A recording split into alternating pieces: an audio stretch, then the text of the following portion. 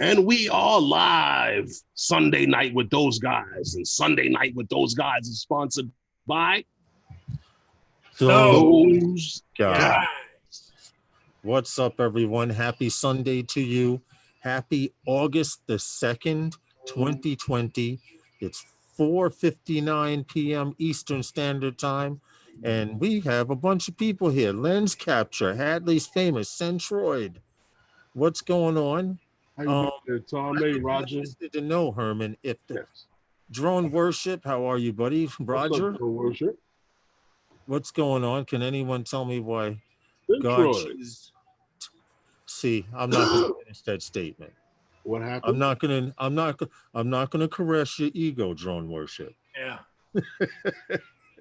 I get it though. I get it. I do get it. You know, and I almost fell for it too. But good comment. Anyway, welcome to Sunday Nights with those guys. Click that like button. You almost pulled me in. You almost pulled me in, but no, not today. Hadley still here? Hadley, no, Hadley came in. He's watching TV with the wife. What's up, Ted Smith from South Africa? We appreciate you and everyone else that does watch our live stream from outside of the United States. We have Ted Smith from South Africa. We have Joe Mack from Ireland. Where is Desmond Donders at? In the UK? Desmond is because David Paul, is from Paul, where's Desmond from? Not sure. Okay, I think he's in Scotland too. I'm not. Don't quote me on that. He might be. Don't quote me on that. But you muted or you not hearing? I'm typing it. Oh, we have a few people that check out Recovery Drone. Desmond is in the UK. Thank you, Recovery One Drone. Okay. But anyway, got an alert. Someone liked the video. As you know, I have been. That's okay. That's understandable. As you know, I have been flying FPV, and I've gone from flying like this to overnight to flying like that. And I am going to say, Daryl Hickman, how are you, sir? That's good, Daryl. Yeah, I noticed that about you. You're getting better. It's been a journey, learning how to tune and you have some drones in FPV that fly the way you want to. And they do everything you want, just like a fine, pretty woman, except talk back. And then there are some drones in FPV, hey, above and beyond, that literally will not do what you want. Those are the stubborn ones. Those are the stubborn ones with the 6-inch heels. You know about that kind of stuff, right, Paul? Yep. But anyway, dude, come on now. People smash that like button. You gotta. It's still early. Drone worship. That drone, right? What's up, Tom? Tom, thank you very much. Now, Tom is starting to become a regular here. I would love to bring you on the panel, but I don't want to make this a weekly habit. If you want to come on, we would always love to have you on, as always. You know, because you make for interesting talk, and you confirm a lot of stuff that Herman and I have been talking about in New York for quite a while. You know. And I don't know about you guys, but I'm tired of all this FPV and camera drone soap opera bullshit.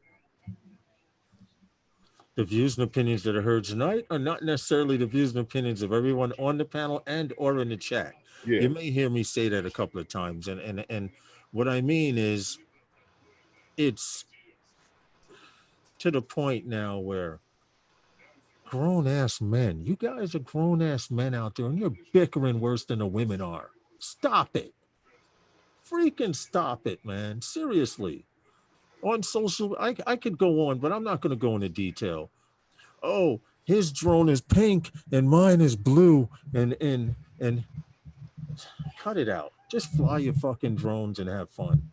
Go back to being little kids where you enjoyed flying instead of, no, I can do this better than him. I have a couple of interesting. Your call. Yeah, that's not a problem, Tom. Give me a second.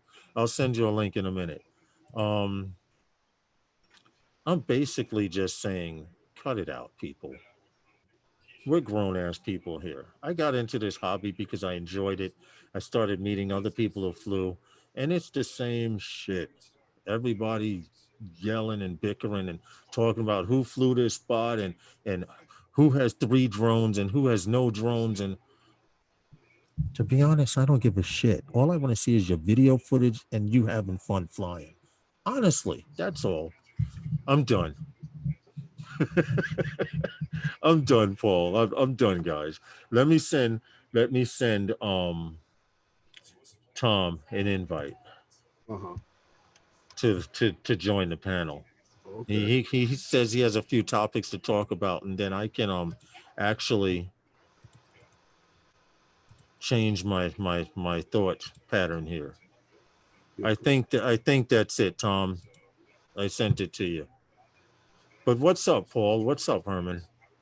I'm good. I'm just like I said, I'm here. I'm here all day. I've been I here just all day. it's just that I feel bad because I'm starting to feel like the bad guy all the time. Am I the only one that's seeing this What? on social media? How Well, you're the grown only one that people are, cares. huh? You're the only one that cares. You know, you know, Xavier told me the same thing one time a long time ago.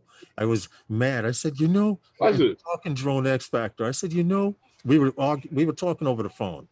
We were supposed to be having an administrative meeting, but I was doing more talking than he was. And I said, I'm so mad. If he was in front of me, I'd punch you. And then he said something and a bell went off in my head. He says, why do you care? Well, watch this, Lawrence.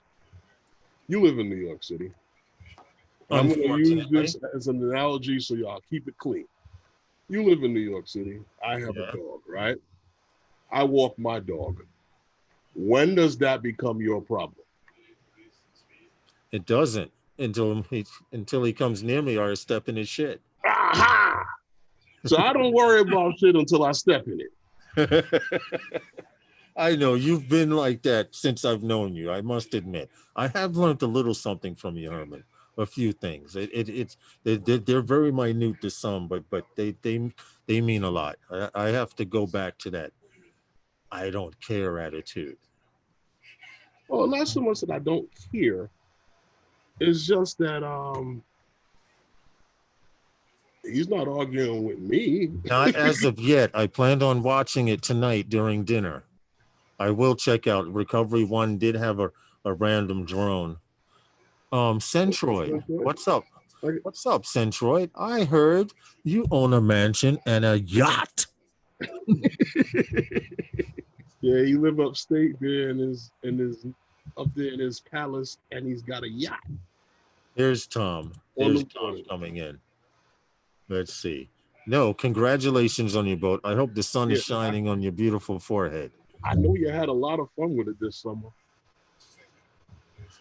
Hadley, what's going on? Hey, Herman, how are you, Tom? Herman Hadley asked, "How are you doing?" Blind Neil, how are you, dude? Oh, I'm doing all right. I'm just here. I'm here. It's just I'm here. That's there's nothing else I can do. Yeah, that's true. You're limited to what you can do anyway.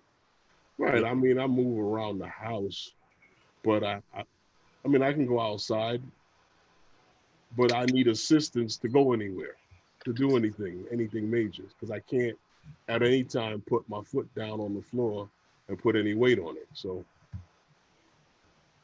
what's up, Tom? What's going on, sir? Hey, Lawrence, Paul, Herman. What's up? How's your weekend so far, or what's left of it? What's left of it? Too short, right? They're always too short. You know what I'm finding? It's true what they say when you travel, when you get older, you start to become a time traveler. And what I mean by that is the older you get, the faster time goes. Yes. I just remember saying spring is here. And if you think about it, in 4 months, 3 to 4 months, winter season starts already. The year is almost gone already. Spring and summer is the shortest seasons. Yeah, I guess so. What's up, Corey? How are you? Every season's too short these days. Please. By the time you turn around, they're gone. But when you were a kid, you I thought appreciate it, summer was Hadley. long. Right. When you were Right. running around all day, Exactly. no responsibilities. Wow. So Tom, you said you had some things to talk about, but now keep in mind it's still early. And unless you're gonna hang out until 7 o'clock, you know, which you're more than welcome to.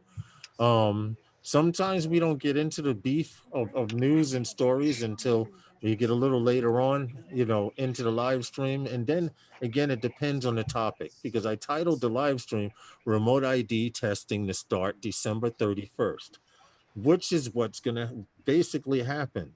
The FAA is saying starting December 31st, several and different agencies will be performing remote ID testing. And it's crucial that you guys know this because I'm going to say this now, especially living here in the state of New York. I'm not even saying New York City, living in the state of New York. That includes you, Centroid, way up there. Hey, Global Drones, you, Centroid, way up there in upper New York, and Mike Roach and Poughkeepsie and all of that. If you're not flying right, you're going to have a problem after December 31st. That's all. Well, Lawrence, I would say that's probably, you know, the testing is going to start. So we're talking about a few agencies across federal, state, and local government that are going to start testing the remote ID and seeing how we can integrate that with UTM. Yep. But the rollout, I think, to the consumer level, you're probably 18 to 24 months away, although there'll be various phases of that Of happen over course. that period in time. That was the same thing with Lance. Yeah. So if you're going to get it out of your system, I'd be getting it out of my system right now because yes, you're right. Things will get a little more restrictive over time. Well, all I'm saying is, like right now, there's a lot of hobbyists in New York City that are flying legally, and there's a lot of people who are not. Notice I didn't say hobbyist, but the point I'm trying to make is where you used to be able to go to that local park and fly, you may not be able to, depending on what area you are. Now, I don't know if you remember, but if you think about this, Tom, they helped test Lance here in New York City quite easily. And we're the last Because of, ones to get it back. yes, and they did a lot of testing. People don't know. But Herman and I would be flying in a place. We've had a meetup on Ward's Island, NYC 5 Borough Drone Meetup.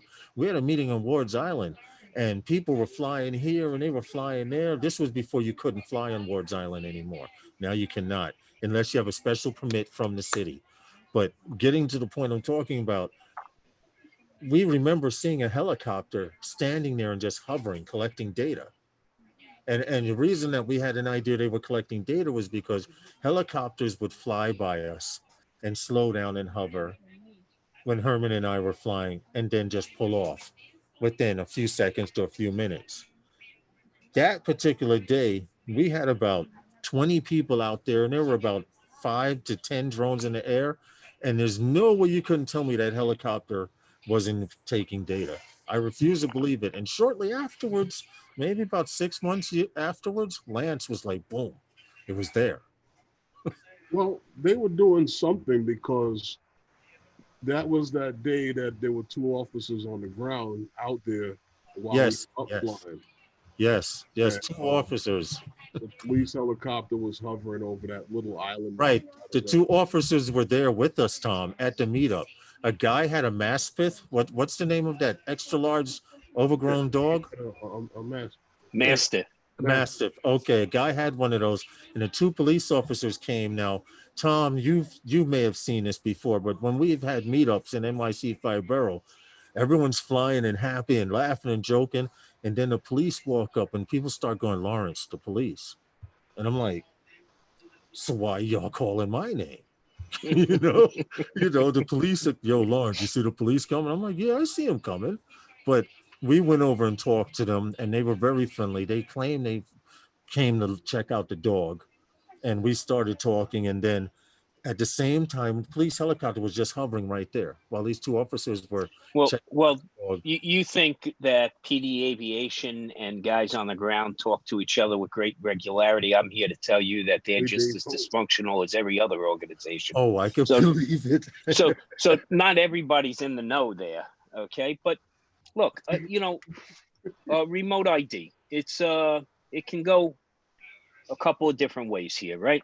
So one issue we have here in the New York area, and it happens elsewhere, is local jurisdictions put their own rules in place. Now, one way remote ID could go is, hey, if the FAA is in charge of airspace and the FAA says it's safe to fly in this area, and you are certified as a 107, or you've taken your certification exam as a hobbyist, and you know the safety rules, okay, it might get a little easier to fly in places where we've been restricted to fly before. I think so. Because you have a more universal solution in place. Right. Instead of having these little haphazard, hey, I want to do it my way, and this municipality wants to do it theirs. That's the bane of existence when it comes to aviation. Now imagine back in the days of the barnstormers, right? You had guys crashing into buildings back then, you know, because there was no universal requirement for certification, okay, safety of the aircraft, things like that. Right. So all these things evolved. And I'm one of those people to say, hey, you know, the FAA for the last 61, almost 62 years have kept our airspace safe in this country. Yes, they have. Statistically, yes. It could be a, you know, look, hey, yeah, we're all worried about Big Brother. Definitely all worried about Big Brother, right? But you want to Calling think every about shot. this, Tom, to intervene and jump in on that. The only ones that are worried about Big Brother are the people who aren't doing what they should be doing. Because I have no problem with remote ID. I have no problem with traffic management systems, etc. Because it's for the better of the hobby. All right. If you want to continue to, what's that? Not to stop you or anything, but I don't really understand how you say that, and you have a book of passwords because you're afraid of people being able to get into your information. Now, when you're using something that is constantly on a Wi-Fi signal, right, and you're broadcasting, you're talking. We're scared right now of Chinese-made drones because of these kind of issues. Yeah. You understand? Well, that's technology, Herman. It's a double-edged sword, right? And I understand technology that, is a single point of frustration in today's but for society. a person to say that, I agree we do need remote ID, but this technology. Well, Herman, it's much like the driver's license, and it's much like that license plate you have on your car. It's not like everybody can plate on my car. Everybody can see that license plate, but not everybody can get the information that's behind it. Exactly. And that's the way they have to approach remote ID. Remote ID isn't, hey, I'm going to share every bit of information that I have with everybody around me. No, that is actually not the intent of remote ID. Utilities. I think it's the same as your utilities and your telephone. Well, you know, law enforcement, government entities will have access to your data. They do today. Oh, I understand that. Yesterday, I have no problem with and that. they will tomorrow. Now, I have no problem with the regular Joe Blow, can he see who you are, where you are, why you are? Not necessarily. Okay, not all of that is defined yet. So that's why I'm saying it is a wait and see. Recovery but unfortunately, the way the FAA did this was, hey, 65,000 comments. I doubt they've even gotten through a third of those yet reading them. Recovery One Drone says, and I agree with him, certification should be the first step in the remote ID system. Yeah. I agree with that. It just like you have to take a test to drive a motorcycle, a car, or people who drive cars can't just go and drive a truck. You got to get a CDL. All right, Central. And the big difference between the CDL and the regular driver's license is a lot more safety requirements, right? If you hold the CDL, you have to be on top of all the safety requirements. And that's basically what has to happen here. You walk into a store, and I won't use the BB word this time, Herman, okay? But you walk into a store and you pick something up and you throw it up in the air. No, you got to take a certification. A little bit of training goes a long way, right? How to be smart, how to be safe, and how to be a good citizen with the drone.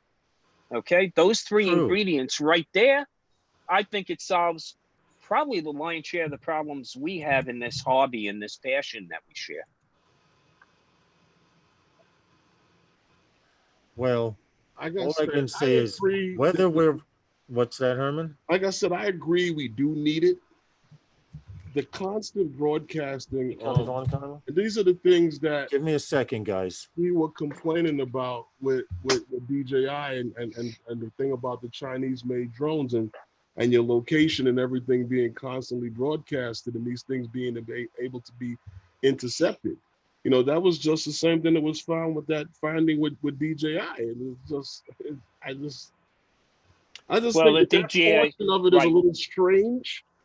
Well, I agree with the fact that we need it. I don't confuse the two of them together with, you know, remote ID and the UTMs, because I don't think we're going to see, you know, those until, you know, for a few, you know, for a while. For several years. Yeah, that's not going to happen right away. Yeah. Because nobody's ready to go full-fledged drones flying through the airspace to deliver stuff, you know. Not yet, at least. Right, not yet, like I said. Well, when both legs are working well, and you go out, you carry a cell phone with you, right? Yes. You're already tracked. I'm not, see, but I'm not, what it is that I'm looking at the fact that we have a party that's got information that they're giving, that they can give to other people. That's the thing. Like, for instance, perfect example of what I'm talking about and why I compared it to utilities. I have a home telephone. Never once ever did I give that number out to anyone. I have several numbers that ring every day to that phone. Yeah. It's not the phone company. Right. Well, look, Recovery Drone just made a very good point, right? You have to have confidence that the industry is regulated properly as well. Okay, good point there, Recovery Drone. What information is available to be shared? Why and who is it being shared with? So those are really good points there. That the FAA and other entities. Remember, the FAA just regulates U.S. airspace, but with their partnerships, they haven't addressed that yet, though. Yeah, and the I know, people and that they put in place, and the people that they put in place to do these things are people that do exactly what I'm talking about. In what way? I'm sorry, I didn't understand we have who's involved? Isn't T-Mobile and we got Air Maps and all of these people? They're all involved in this right now. These are the people. Oh yeah, they're part of the Drone Advisory Committee, no doubt about it. But I have a friend on the Drone Advisory Committee too. They're a little bit bigger than the Drone Advisory Committee. They're the people who are going to help them roll out these traffic management systems. Well, they were also part of the groups. Remember, these are part of the groups also that made commitments years and years and years ago with technology and bankrolling some of this development when they started setting up those air zones. These were companies that participated in that. And of course, you can say, hey, in a capitalistic society, you take a risk doing that, right? Well, for some of these, the risk is going to pay off. Okay. You know, you look at Kitty Hawk, you look at Air Map, they're competitors, but they're still in a state that they're looking to provide services. And like anyone else, I mean, it's a matter of you got to participate in order to profit. It's true. I agree, Recovery One. The real value of currency in today's world is information and data. This is very true because absolutely. Now I'm speaking from an Android point of view. I don't have an iPhone.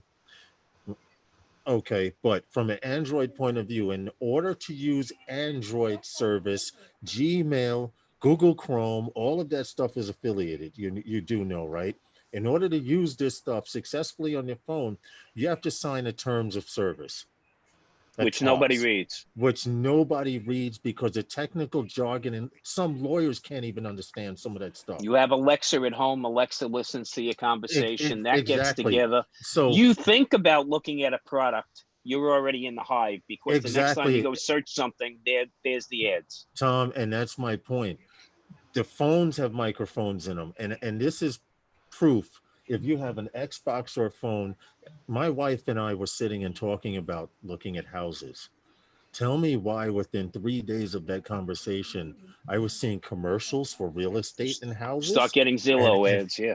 Yeah. All you're So now, doing but is Yeah, supporting of what course. I've been saying. You're in the hold hive. on. Let me get to the point I'm making. When you sign that terms of service by agreeing to use your Gmail account, because they only want a Gmail account with Google, I don't know if you could use other.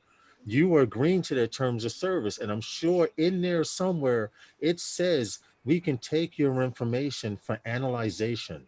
They don't tell you we're going to take your information and sell it to people, but they take your information for analyzation. Now, if analyzing it involves me sending it to Tom, Paul, and Herman, who in turn analyze that information and then take it and sell it, I can't do a damn thing about it. No, because you've already agreed to it. Yes. Every time you check Yep. the box, I agree to the terms and conditions. And Who clicks on the link and reads them? I haven't done that in a long if you time. do, it would If you take do, days. right? Yeah, It would take days, yeah. literally. Sir, Yeah. you're gonna sign And the a law Give me one degree. second because or I'm in the not. middle of like Yeah. cooking dinner, so I'm running back and forth. Yeah, and a law degree. So these, but it's like anything. If you want to buy something online, you're agreeing to the terms and Tom, I conditions. You want to understand. bank online, you're agreeing to the terms and conditions. I And as you totally continue to do that, understand a the profile process. is built on you. I totally understand that. All I'm saying to you is that you cannot cry about the same security breach with one person and do the same thing yourself. Well, you have a situation now. Realize with the big hoopla lately about DJI, this isn't new. There's nothing new about this. This has been going on for a while. And remember that what you can't do in the Apple world Mm-hmm. is you can't set up side streams of upgrades. It has to go through Apple or it doesn't happen in an iOS device. Right. Where on Google, they can self-initiate firmware loads on you Right. without you agreeing to it No, you because have you to agree already to it. agreed. Well, no, you already agreed to it the first time out. Okay. And they don't have to remind you each time subsequent to that. By Okay. law, they're So, supposed to. No, because it depends on say the with the terms and device. conditions you agree to. But here's the thing, and I know this for a fact because I do this. Hey, JSK. My device that I use is turned off from upgrading. It will not upgrade that app unless I agree to it. You had to set that as your default. Okay. I didn't. Because I Well, know this already. not everybody does though, Herman. That's the problem. And everything Not else everybody that is not needed sets to their run the privacy device settings. is force stopped. Right. And the point you raise is valid. It's not everyone sets their privacy settings. Okay. It's a small segment of the population that actually goes in You want to and know what? says, It's a I don't very want to share small. this. I don't want to do this. And I don't want you to have that. Mhm. It's a very small It's segment, and I very agree with small. that because I it's for this reason that I had to force myself to stop playing games on my phone because if I download a chess game to play you, Tom, why the F in the world does that chess game need access to my call contacts? Yes, Right. exactly. Right. Exactly. Yep. Exactly. You Yeah. know, or and these are some Or of the your things that the photos. apps tell you. We need access to your phone book Yeah. and or access to your camera. And these apps are telling you this before you play the game, and people like click, okay, sure, because they want to play Because the they game. So, just want to play the game. Exactly. It's that instant gratification and these are how we've now all this grown is to how love. I can play a game on my phone. I don't shop at Bang You Good anymore, but Bang Good. We call it Bang You Good. Oh But yeah. I don't shop there anymore, but I still get advertisements on my phone from Banggood because they're trying to reel me back in. Because they know I look at FPV stuff here in the States now. I buy all my FPV stuff here in the States. So now Banggood is like, hey, we got it for cheaper. But they don't tell you if you want to wait 3 weeks to a month. Recovery One Drone. Yeah. Don't misunderstand what I'm saying. At the I don't point, say that I don't do the upgrade. I it's just don't do it through the app. I go through the Play Store. Right. Because when you go through the Play Store, that update has already been Hey, previewed and Rodney. accepted by Google. You don't know what happened. Anything can happen. See, this is what I'm talking about. Anything can happen. Any malicious content that can go into that thing, and that's what they were worried about with DJI. And that's why Apple locks you down. Apple wants to provide the customer Yeah, experience but as here's the they want to provide it. here But that means they also hold the reins very, very they tightly. do, Tom, and I agree with you because here's one of the number one reasons which discourage me from having any Apple products. I have a friend that has Apple products since they've been coming out, since the iPhone was this small. You remember the little 5-inch one? Okay, Mhm. well, he lost his music one time and he's like, I fix computers. So I'm like, well, you got to have it backed up somewhere. He's like, I have it backed up in the cloud. I'm like, dude, rule number one, unless you have to, don't use the cloud. Make a long story short, just to get back, he had over 3,000 songs in his phone. Just to get that information back, he had to call Apple, make an appointment at the Apple store, go into the Apple store, show ID to prove who he was. And I went through this process with him. And I said, no effing way am I going to do this with a phone. And he did all of this just so they could take a wire and plug it into his phone and type his name out or type whatever she did. And she goes, there's your music again. After Right. that experience, I said, oh, hell no. Well, look, it's not just Apple. I mean, if you have a Dropbox account, a box.com, any of these cloud Yes, that's services, true. right? That's true. OneDrive. Okay, we're going to give you all this space and Mhm. charge you very little Google today. Drive gives you 15 gig free. Yeah, think about it. I mean, 15 gigs. Remember what a 15 gig would cost you in a physical piece of hardware just a few years ago. True. Okay, now you have all this space, so you're using it. Wait a second, that's crack. Okay, because you can't wean yourself from that now. Now they have all your data. You Mhm. think you're gonna move that over someplace else? I mean, Tyler, you I'm gotta looking do at it a now. couple of NAS drives here. I And got turn the tons of fire down to physical 3.5. space, but the cloud space is so inviting. So everybody's putting everything up there now. Yep. Again, they own you at that point. Yeah. Okay. Yeah. If you've looked at a Cialis ad just once in your history, you're going to get that ad pop up every time you look at anything these days. I remember I was looking to replace my AirPods. I know, an Apple product. And all of a sudden now all I get is these audio commercials for these competitors. I was hmm Okay. And Third talking I about there this party. can't about that I today. can't go to YouTube. I can't go to Facebook. Don't I worry can't about it, do Tom. anything without seeing a damn ad. You Tom, don't worry know about it. Because you're a friend of mine on Facebook, they already told me that you were looking at those things. I tell you, man. Hey, Yeah. better living through And chemistry. Okay. that's the thing. I'm like, where do you turn it? When do you open up Facebook and like, wait a minute, right. Tom, Tom Tom is Tom flying liked over. Tom liked FPV planes. Tom's You may have flying just over looked at at it. such and such. You may have just looked That's at it. it and it'll say That's it. Tom liked so Yeah. because you watched Yeah. it. You don't even have to click Yeah. like anymore. You just have to watch it more than 5 to 7 seconds. Yeah, Here's you Right. click Justin. on it. That's it. They're gonna tell everybody you clicked on it. That's why I told you, Lawrence. If you Yeah. got one of those Instagram accounts and they're like, don't there's certain things, don't click on it because they'll show Hey, Big everybody Mac. what you're watching. Yeah, Big Mac says he Listen, never puts up any personal information in the cloud or personal photos. But if you share them with any of the family members, you can't necessarily say the same for them. So, this is you know, true. Right. it's a web. It's a web. And So what is a so web? so so Big Matt, you remember that break dancing you was doing that Thanksgiving back in 1994 when you were spinning on the floor? Somebody's got it somewhere on on the cloud. Telling you. I'm telling Yeah. you. Well, that's right. You can't look, Paul, you're muted. I remember going to a concert and enjoying the music and enjoying the stage show. Now, when you go to one, well, prior to COVID, all you're seeing is the screens of everybody's phone, or you got people even holding their iPads up in the air, and now you Tom, can't even enjoy the show. That's Tom, true. It's funny you mention that because now they have it set up. So when you go, this is modern time. When we went to a concert, you went to a concert, you held up a lighter until your thumb got hot, you let it go.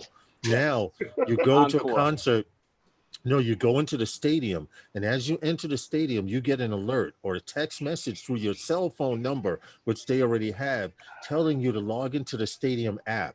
And when you log into the stadium app, it tells them where you are, how much time you spent in the bathroom, how many times you've been to the concession stand, and everything in that place, and how many times you held your phone up and had the light on, clicking it on and on and off of that. And they take this information and use it against you. It Everybody's doesn't do doing enough because every time I go to the bar, I got to keep showing them my ID. That's just that young face you got, Herman. That's all that is. I'm saying if I'm going, when you go to those that baby face, right? Every time you could go to the same bar, and they will ask you for your ID each time because they have to. Yep. Like I said, that app ain't doing enough because it ain't telling them that's the same guy. People go to concerts to bootleg the show with their phone. Yeah. I mean, you know, to watch a concert you could have experienced in real life, to try to play it back, and really, how many of them really do watch it again on their phones? Okay. True. You know, that's the thing. We're amassing all this data of actually it's worthless data. It's almost like the butt wipes, you know, in the sewer. They're just clogging up the works, man. It's all this useless data that people are collecting, and then they're saving it, and there's an overhead to that. There's a cost to that. Right. So I don't know. That'll be realized at some point in time. Thanks, Recovery One. That's true.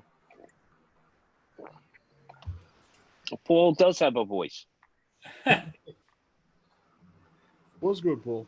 Well, the only thing I would add to what Tom was saying is there's this big rush amongst everybody's got cell phones now, everybody.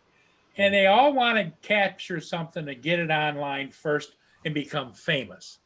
You know, they all want to be the one that captured the event and posted it online, hoping that it goes viral. Mm-hmm. Yeah. That thirst for fame or profit. Yep. You know, but the reality is so far from the truth. I mean, how many angry cat photos do you really have to get through? Right. It's clogging up the works. It's really clogging up the works.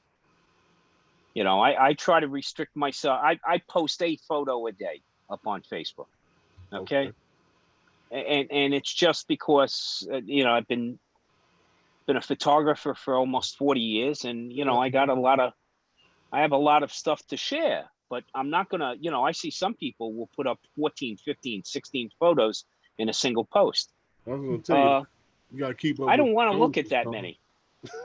Hold on, Tom. You know. I was going one after another. You mean like in succession? Tom, you got to keep see up that all the time. Yeah, well, the thing is, I've had friends say to me, "Hey, I'm going on vacation. I want you to see my photos." Hey, I actually had a friend that we went on a photo walk one day, and he said to me, "Hey, would you critique some of my images?" I said, "Yeah, drop them off at the office, and I'll take a look." Well, he comes in and he's got a DVD, and realized we had just moved over from CDs to DVDs at that point. And I said, "Why'd you waste a DVD?" He says, "Because I put 680 images on there." I took that DVD, I turned around, I threw it in the trash can. And he said, "What are you doing?"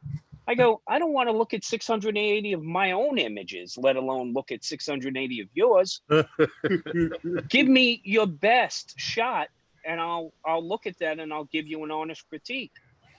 But people now with Facebook, Instagram, oh my God, it's like everything you've looked at has value.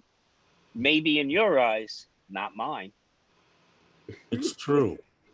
Now, weird what's happening now. You said you had news. Oh yeah, something of interest, and I'm only bringing it up now because, like I said, the usual people that are here in the chat and or lurking are usually here by now. Those of you don't know, this is Tom D. He's a 107 New York City drone pilot and friend of ours, and he lives here in the city with us in New York City. Yeah. So thank you, Lawrence. Over the last few times we've talked about that battery technology being the real limiter. Mhm. Okay. Mhm. And there is a company out there now that has come up with a method to fast charge drone batteries within a 5-minute period. Being able to basically land a drone back on a landing pad and with no other connection, using a transmitter coil, Mhm. a receiving antenna, transmitting antenna, and a power cell, being able to upload that power wirelessly, which we've already seen with smart chargers like for Yeah, Androids I have and mine on one now. Apple devices, right? Yeah. And being able to do this is a real game changer when you talked about being able to deliver stuff via drone, right?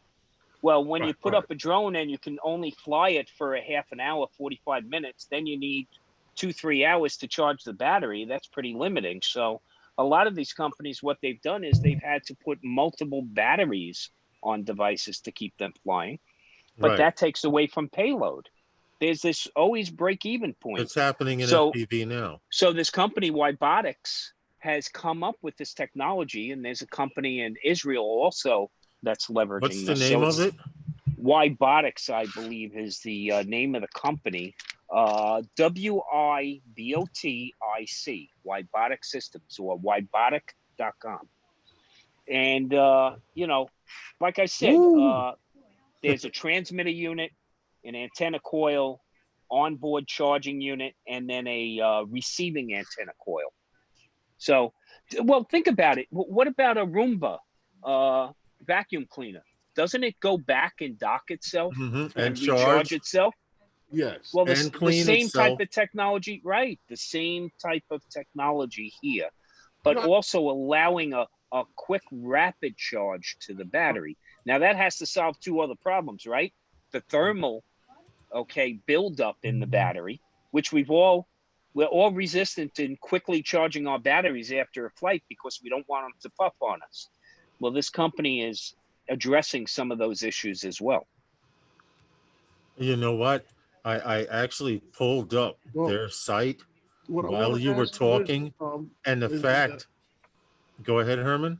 with something like that, you're talking about their charging station. Would it be able to charge just something that has that the ability to make that contact, or was it because you mentioned the Roomba and those type of things go back into a docking station? Would it be able to charge any drone? Herman, from what I'm seeing here on their website, I'm actually going to load it. What it is a charging bay for a drone, and then they have a charging bay for the wall, and as well as one that works underwater for submersibles. So if you guys give me a second, I can share this, and I don't care about the copyright shit, but this is interesting. No. In fact, This is the you're not actual taking away charging from bay here, Yeah. Tom. Right. This is Right. one for, like you said, like the Roomba type. It charges, it pulls up next to it, it charges, and within that time, it's done within minutes. Now they also have an underwater one, which is going to come up. This one actually pulls up, parks, charges, and then goes back and does whatever it's supposed to be doing. Yeah. Now here's an underwater submersible using the same wireless charging 5-minute system. What they're saying, you could have unlimited flying time, according to this. If you see how this is, it charges on the drone. By the time the motors cool off, it's ready to take off again. And Herman, to your point, will it be proprietary? Well, the real money is having something that's a little more universal. When these wireless contact chargers first came out, you had to buy it from X or Z. If you own X product, you had to buy it from them. If you own Z product, you had to buy it from Z. But now you can buy these contactless chargers from a multitude of companies. Yeah. Okay. But remember, companies like Wybotic and I'm trying to remember the name of the other company. It escapes me right now, but there's a lot of money to be made in trademark and patents.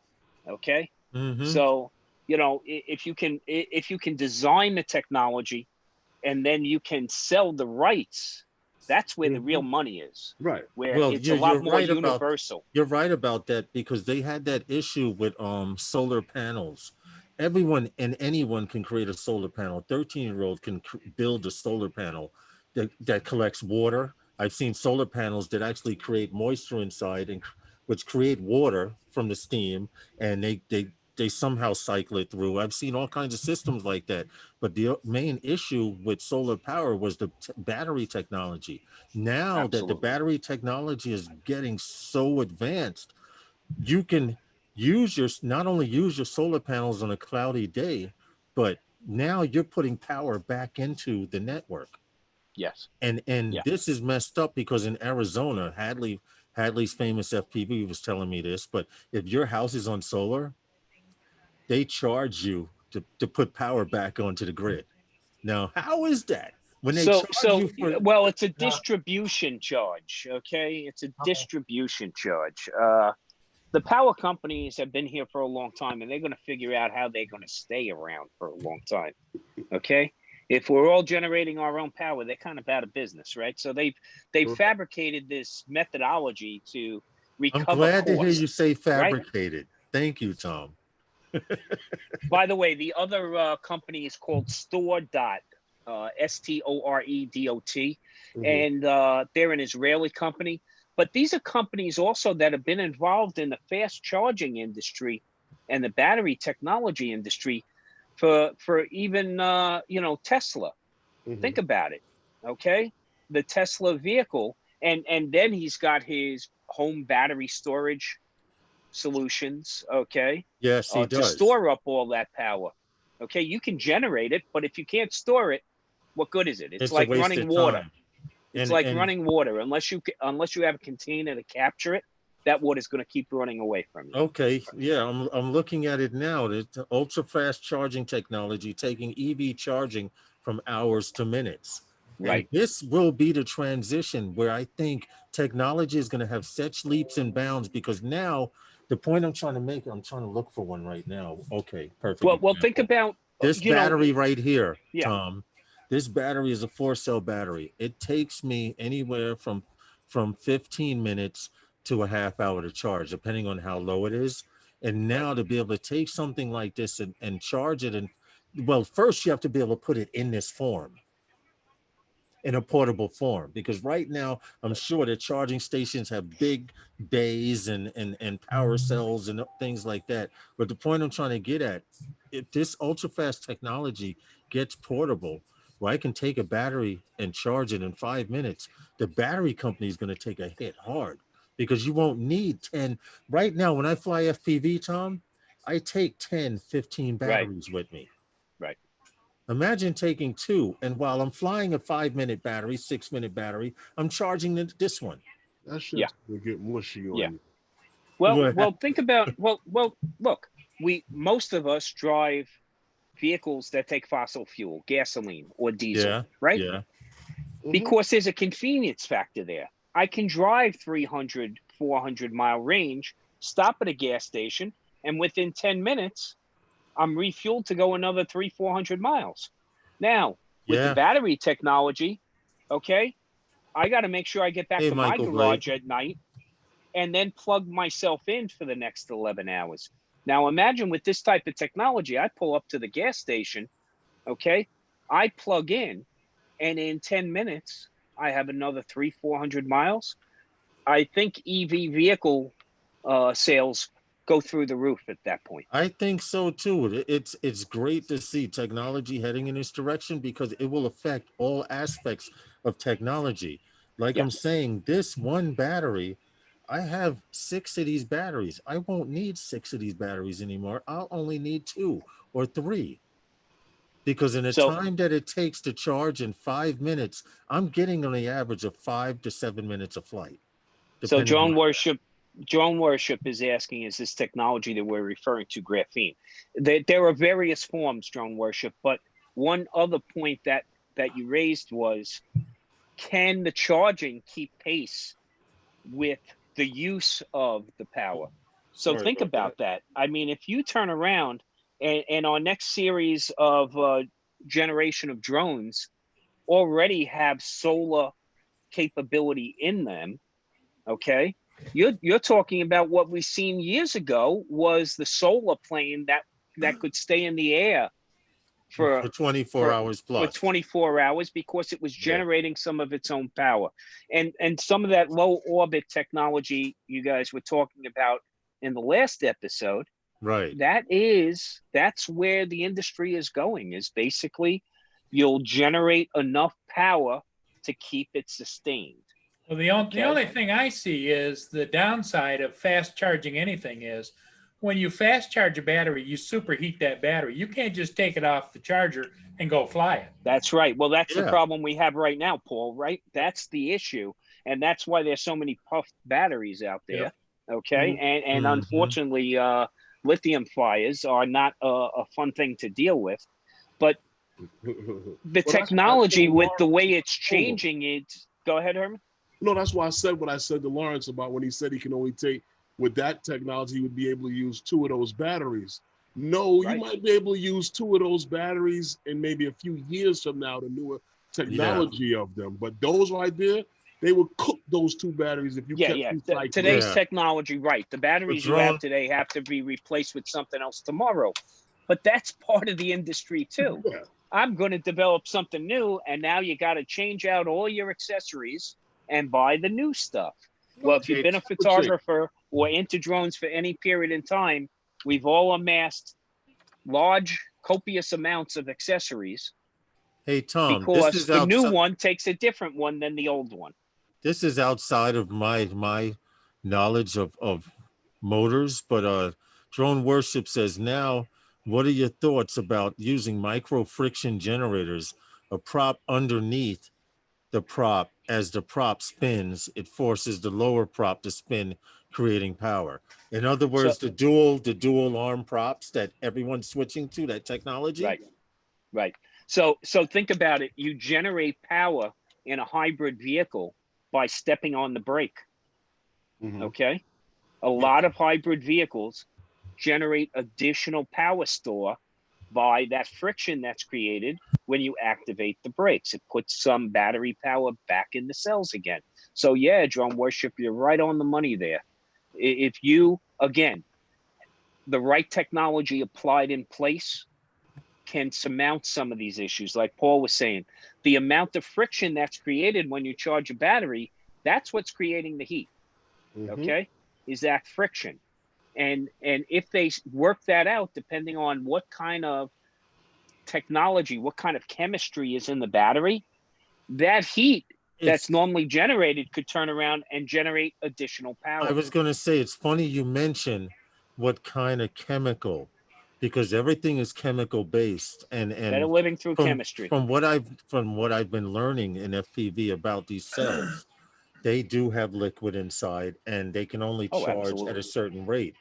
Now, if they do develop the technology to the point where you could supercharge something without it exploding, okay, this battery here maybe weighs 1/4 pound. All right, if it weighs 1/2 pound, I don't mind so much. If it's less of a risk of being volatile like these lipos are.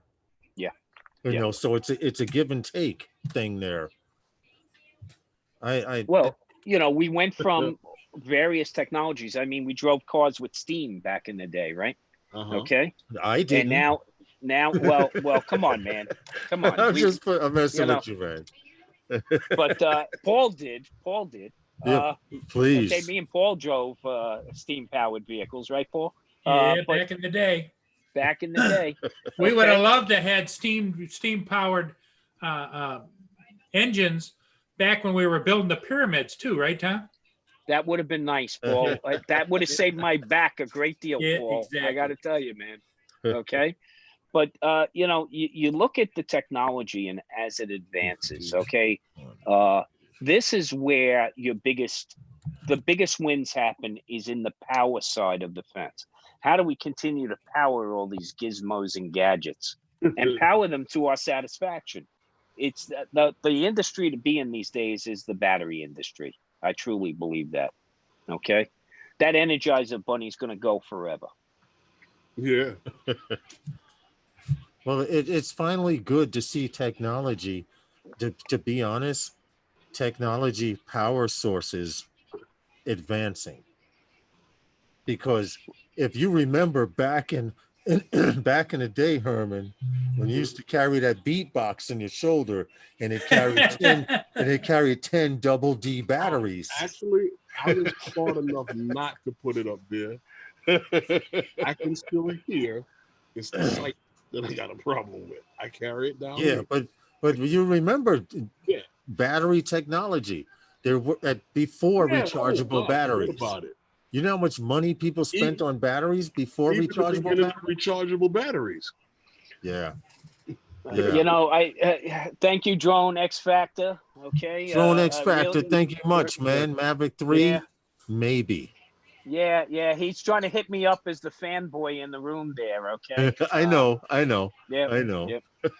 Oh, We appreciate you, X, for coming in. I know you be here, man. You need to stop fronting and come on here. I don't know why you think that it's, you can't come on the live stream with us, but you need to in the future. Hint, hint.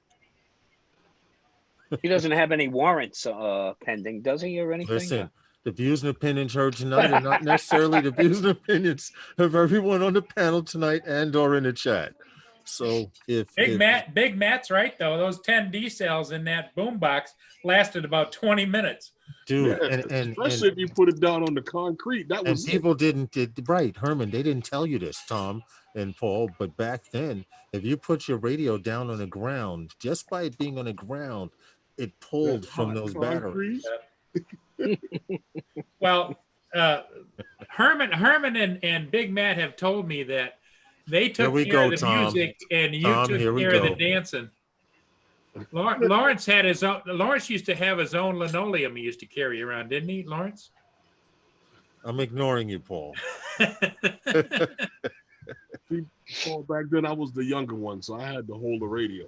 But anyway, getting back to the topic of remote ID testing starting December 31st, you guys need to take it a little more serious. You remember when they were talking about creating a network that could tell you what altitude you could fly at and what altitude you can't, and Lance came out?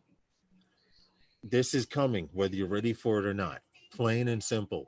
We weren't ready for Lance, and we're like, oh, yeah, right. Imagine pulling out your phone and knowing if you could fly here or there. That would be great. Lance is here, and believe it or not, with UTMs and remote ID, Lance might take a dump, huh? No, Lance is not going anywhere. You're going through. It's not. It'll be incorporated. It'll be incorporated. The same system that you are doing now. We're getting. Yeah. You just have to be on. You got to be on the grid all day. Look, you're right. I agree. Lance is staying in place. Lance is here to stay because hey, Rodney Bell, take it easy. There are areas you need additional authorizations for. Okay, right. So that's going to stay in place. Okay, but portions of it are definitely incorporable into the UTM. UTM is just that, universal. Mm-hmm. It's going to include all these different things. Lance will be evolving into UTM. Well, Lance will be a layer within UTM. Okay. It'll be a component. It'll be a subcomponent of the UTM system, just like remote ID will be a subcomponent of UTM. Right. That's what I was saying before. Yeah. Recovery One Drone says Lance is rolling out like HDTV. There are still 10K of 1K of airports that still are not on the system. You're right. There are a lot of people that aren't on the system, but as technology changes, I used to hear this many, many years ago, and I didn't believe it before I got into computers and stuff like that, which I made a career out of. But someone told me it's going to come to a time and point in life where either you have a computer or you don't. And that applies to everything now. Either you have a computer or you don't. Plain and simple. For those who don't have computers, they're still in the Stone Age. For those who have computers or don't have a computer and have a cell phone, you still got a computer. Well, Well, you, phone it, became a it's computer a long time ago. well, you can't go to school today without a computer, right? Yeah, this is Especially with true. what's going on today, right? That's true, Tom. When I got my bachelor's in a bachelor of science in computer science, to pass the test, the teacher was the only one that had a computer, and you had to schedule time to go in with him and show him what you knew on his computer.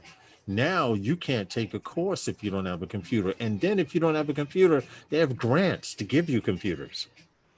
Well, unfortunately, access to information and technology is going to start determine socio-economic boundaries as well, right? That's a bigger It's subject been than for doing this that. group. It's been doing that all along. Mm-hmm. But if you look at a company like Verizon, when they were rolling out FiOS and they got permits from the city to roll out FiOS and have the easement necessary, what neighborhoods did they go to?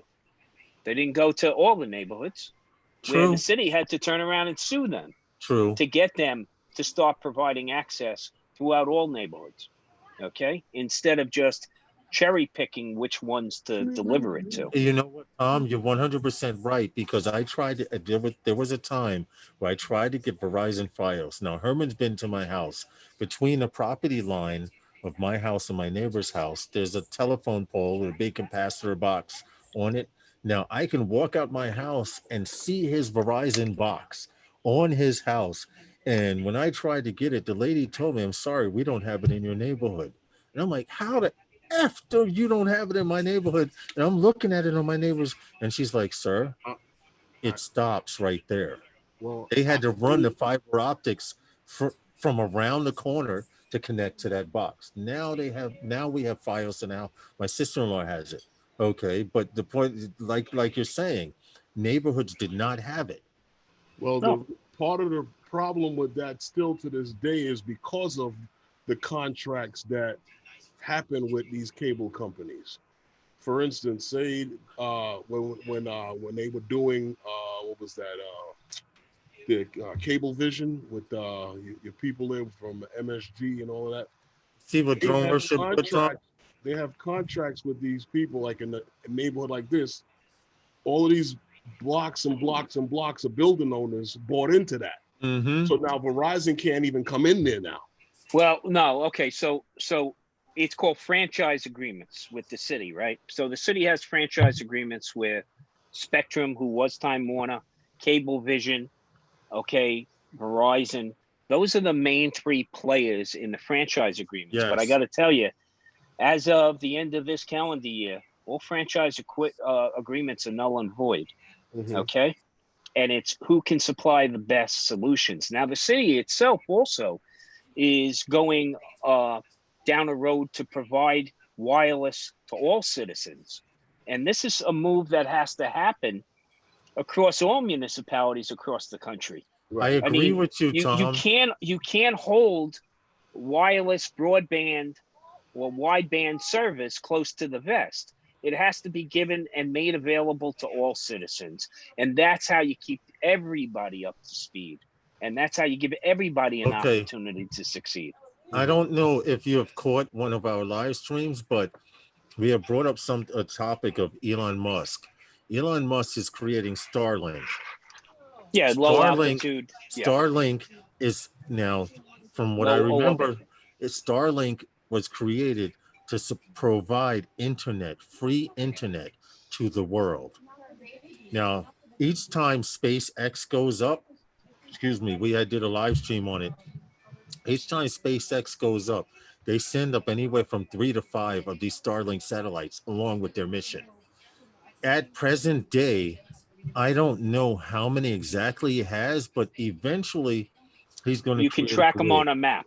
You can Yes, actually yes, track them on a yes, map. Yeah. yes, you can. You Well, can track the satellites when they're passing over your neighborhood. And if you look up, it will become large enough to the point where you'll start seeing grids in the sky and lines in the sky.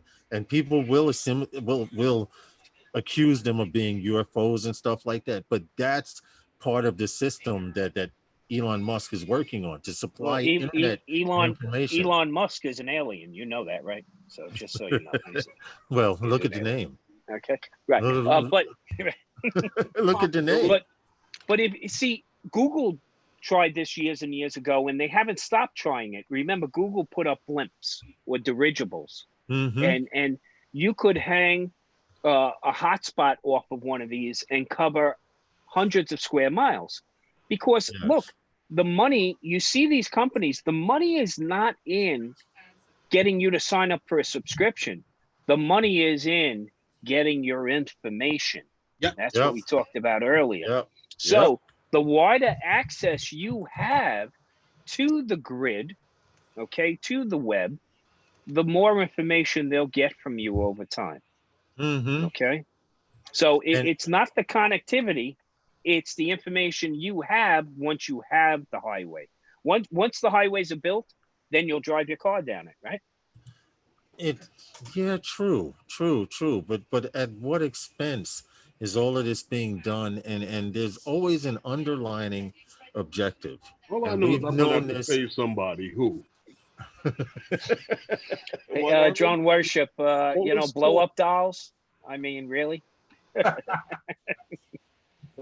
I bet you they'll have technology in them too. So be careful with that the one. blow up dolls? Yeah. Oh, well. I'm going to leave that topic alone. I'll just leave. Hey, what's up, rigor mortis? I signed up for the Starlink beta.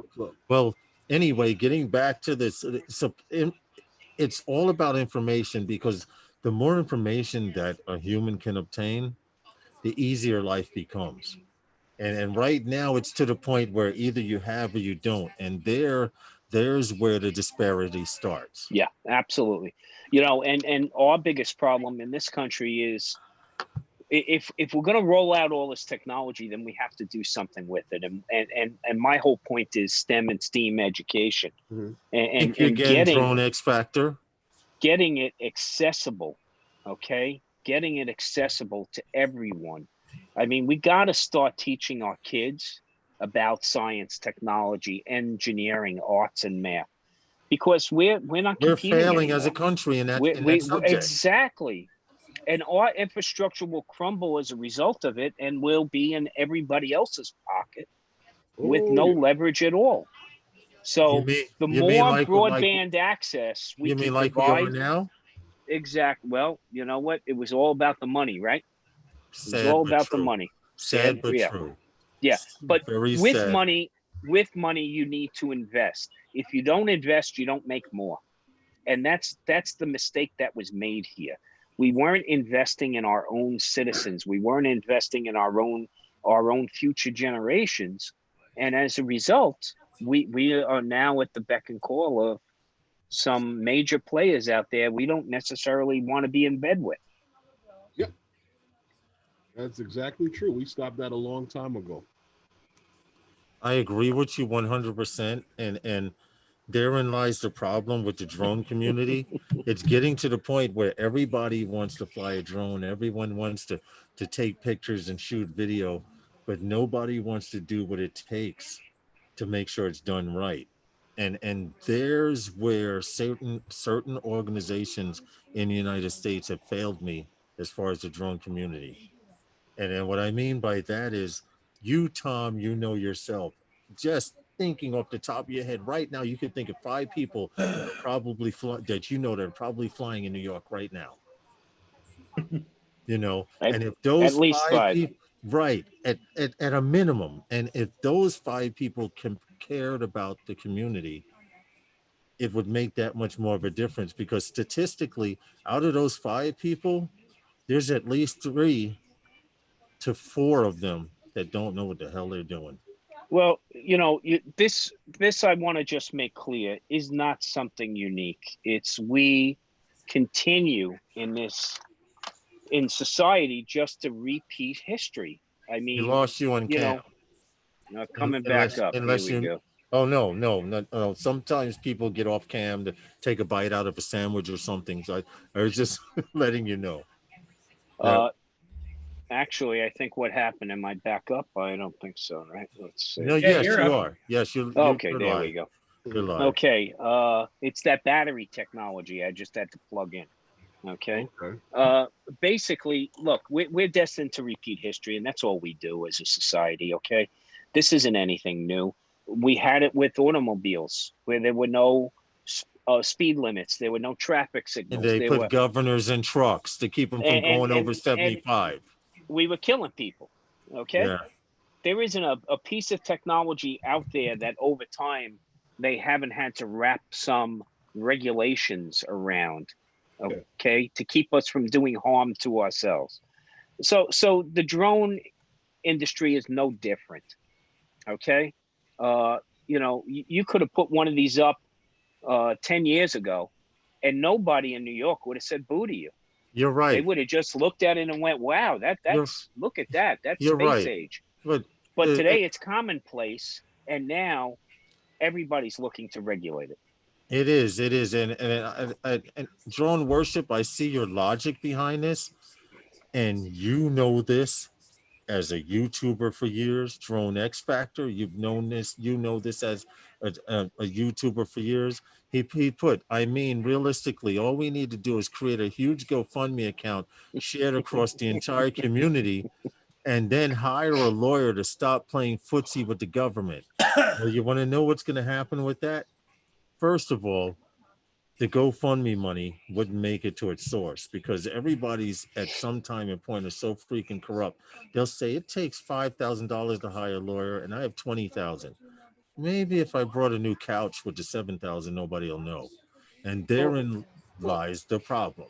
Well, to be honest with you, everybody says that to deal with a problem, you must realize that there is a problem. True. We've understood that now, but we are fixated at the point of the problem. Yeah. And we're not getting past the problem. Now, ask yourself, why is this? And Because I'm going to give... because based on what you just said, yeah, that we're all worrying about the fact that that guy's going to take the rest of the money and do something else with it. Well, Herman, I just got $1.97 credit on my AT&T bill because of some shady crap they pulled years ago, and there was a class action lawsuit, and I got $1.97 credit to my AT&T bill as being a member of that class action suit. No now representation. the legal firm that handled it, they got $27.5 million for handling that case. I got $1.97. Somehow I feel like I lost out on something. I got that when Sprint was just a long distance carrier. Remember when they used to do the slamming? Yeah, I got that in that, something like that in that class action suit with that. But what I'm saying is, we can't get past the point of that. That's true. And Herman, you're 1,000% correct. You remember when you took your training wheels off your bike and you were afraid to pick that foot up to get going? Mm-hmm. Sometime you gotta pick that foot up, or you're never gonna get going. True. Well, that's there's a group. They're called early adopters, and I'm looking at some of them on the screen and in the chat. Okay, we're the group of people who've embraced the technology early on. Okay, and we know what it's capable of. We know how creative we can be with it, and now that everybody else is getting in the mix, they're starting to tighten the screws on us. Put aside and it doesn't feel good. Right. Hold on. Drone Xavier, those of you who know, Drone X Factor, put aside our differences and come together as a team. Xavier, I agree with you 1,000 times, but you know what the problem is? There's always too many fucking chiefs and no Indians. Well, don't you think also it's the point that everybody does not agree on what the problem is? Too many one chiefs. Guy says, I don't like this, and another guy says, I don't like that. Chiefs, Paul, too many chiefs, no Indians. Yeah. Everyone says, I have this idea. Why don't we do this? Why don't we do that? And as far as coming together, I'm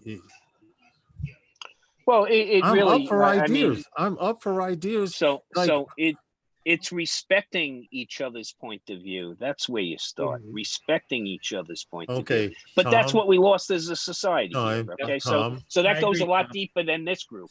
I have one Okay. thing to say, Tom. Facebook. Well, yeah, Well, people's emotions get hurt. And before I'm that, sorry. I have a whole before group that, of friends on Facebook who now apparently have medical degrees as well. Okay, so okay, don't talk to me about Facebook. Oh, Okay. so they're not listening to WebMD anymore? You know, they're their own version of WebMD. If they've seen it, it must be true. Yeah. Drone X Factor. I appreciate all of the super chats. Highly, I do. Our government FAA will screw the drone hobbyists. It's not the FAA will screw the drone hobbyists. They never had that intention.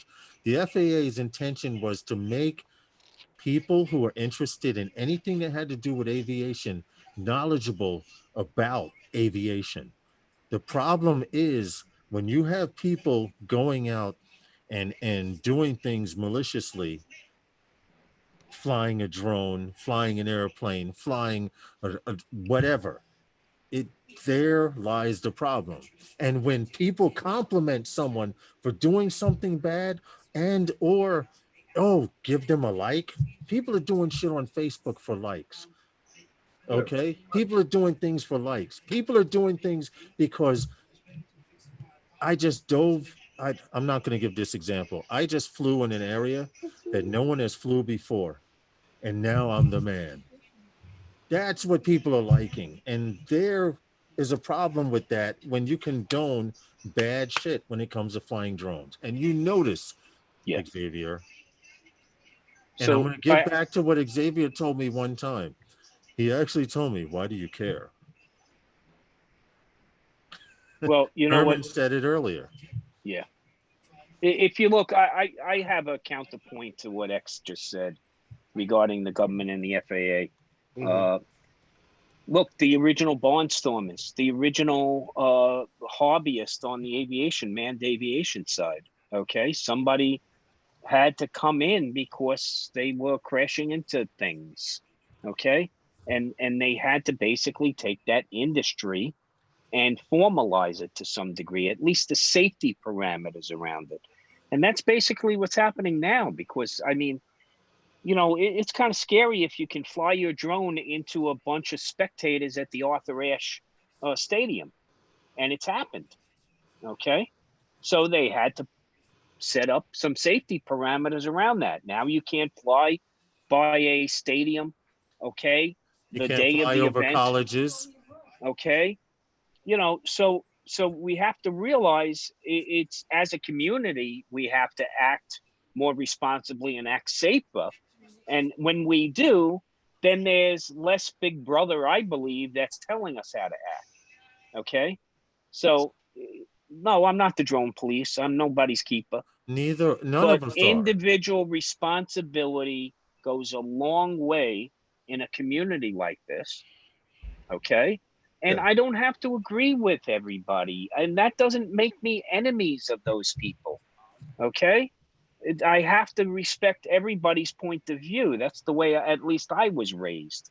Okay. And it comes to a point now that we're not doing that. Okay. If I'm not hearing my words coming out of somebody's mouth, then I don't want to hear their opinion. Okay. I agree and that carries with you. over into this area as well. I mean, we have competing views. That's okay. I enjoy that. That makes for a great conversation. And Drone X Factor put something, but that's not the. Hold on, Herman, 1 sec, please. The Drone X Factor put something. That's not the problem, Lawrence. Drones aren't causing accidents. Look at the stats. It's the lobbying that's taking over. We all know this. And pretty much the lobbyists are telling us, we don't give a fuck about you as a hobbyist or a professional drone pilot. We're going to do what we want to do, and you're going to step in line. If you don't step in line, you can't fly. That's the problem. I understand where both of you are coming from, but what Drone X Factor has not understood about that is the fact that For every time you turn around, they go and they point to that and say, "This is why we have remote ID coming. This is why we have remote ID." Not, oh, look at what he's doing. No, they say, "This is why we have remote ID coming. This is why we have remote ID coming." Whenever we have those kind of flights. Oh my God, he's flying a drone. He must be filming us. You understand? That's why. Well, that's why you go. I mean, that's why I never mind talking to anybody when I'm flying a drone after I safely put it down. Each one okay? teach one. That's right. I mean, that's how we dispel a lot of the nonsense, okay? And there've been numerous opportunities where we had that ability to do that. I've been with you guys a few times when we had that opportunity and we took it positively. Right. I've been flying with X, okay, with Xavier, with Big John, with I fly a lot with Eddie. You know, we never mind talking to somebody and having a conversation. We try to be as approachable as possible. Okay. Cops coming up on us, we have a nice conversation. You know, it's like, hey, yeah. And if I'm doing something wrong, please tell me and I'll stop doing it. That's great. Okay? But Tom, in the No, same but I think breath, what Lawrence is talking about is like some of the crazy flights that you see out there. Right. Look, Tom, there are knuckleheads everywhere. And Tom, right, but everybody looks at those flights and say, "This is why we have remote ID coming." But then again, remember, everything now is a drone. It could be a pigeon. I totally understand. Okay, it could be a frisbee. It could be a balloon somebody let go at a birthday party, a Mylar balloon. It's a drone. Okay, Tom, it's an evil drone. And not just Tom, but everybody in the chat, everyone lurking. This is my problem with flying.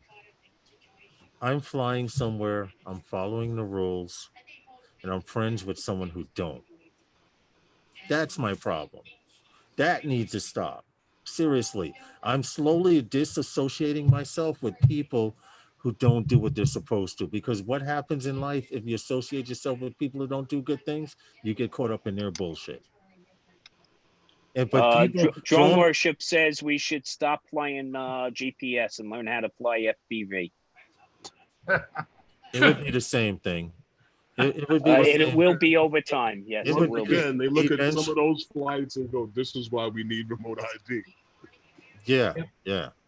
In fact, I was just thinking about I should get a shirt. This is why we need remote ID. Let's just print it.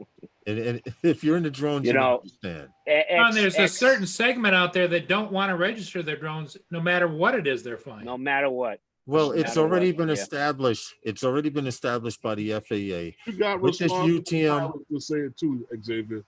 With this UTM testing and with this remote ID testing starting December 31st, if you are not flying with the remote ID bird, the $30 remote ID, they guesstimate, don't quote me on it, they guesstimate that the chip that you have to put in FPV birds will be anywhere from $15 to $30. Okay. I'll have to fact check where I got it from to give you that information, but I can tell you, if you're not flying with remote ID after a certain time and point, you will be considered a rogue pilot.